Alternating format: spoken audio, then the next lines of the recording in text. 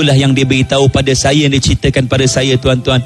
Apa yang memenuhi pada liang lahat, itulah namanya seekor ular yang besar. Tuan-tuan, pernah disebutkan oleh Nabi SAW, orang yang meninggalkan semayang dengan sengaja tanpa asbab, tuan-tuan, diberi makan kepada mereka syujahul aqra, ular seekor besar seperti sengkuk unta, tuan-tuan, panjangnya 30 hasta, tuan-tuan.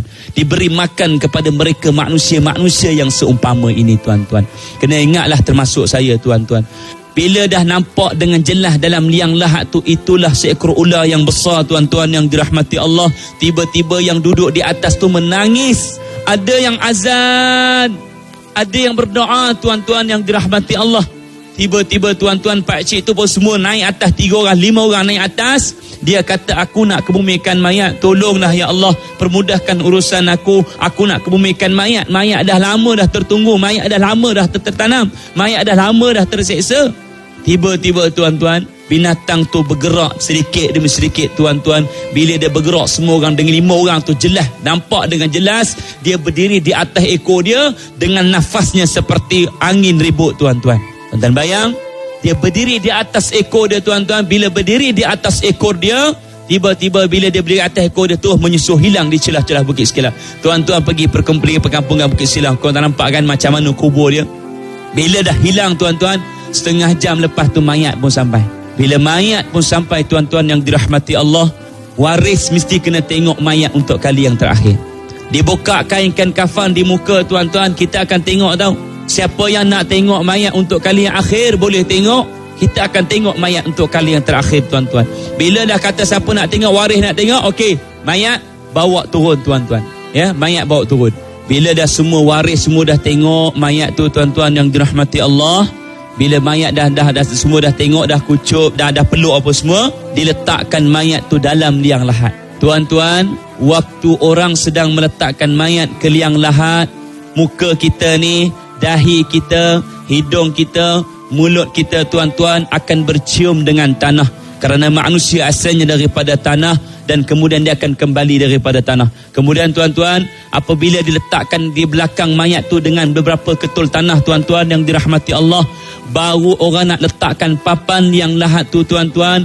Tiba-tiba dengan jelas, orang nampak dengan jelas, tuan-tuan, semua orang yang berada di situ, tiba-tiba orang nampak batuk makhluk yang namanya ular tadi, yang 5 orang tak cerita tadi, keluar daripada celahan-celahan lubang kubur, tuan-tuan. Bila dia keluar begitu, tuan-tuan, semua orang berlari jauh daripada lubang kubur, duduk tepi jalan, dekat tepi jalan Bukit Sekilau tu. Bila dah begitu, tuan-tuan yang dirahmati Allah, 10 minit lepas tu sampai, tuan-tuan, dia masuk terus. Bila sampai masuk terus, tuan-tuan yang dirahmati Allah, orang tak tunggu lagi, tuan-tuan.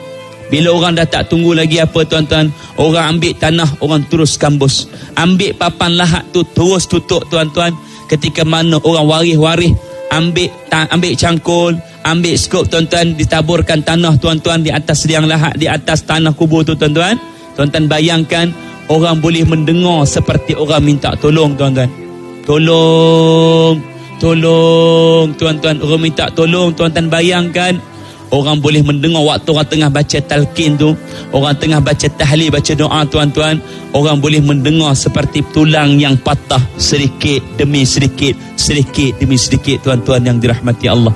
Bila kita tanya, tuan-tuan, siapa dia, tuan-tuan, ada pengajaran dia berkaitan dengan semayang, tuan-tuan yang dirahmati Allah. Ya, kita tak mau cerita banyaklah, cuma kita nak bagi tahu pesanan pada saya, tuan-tuan.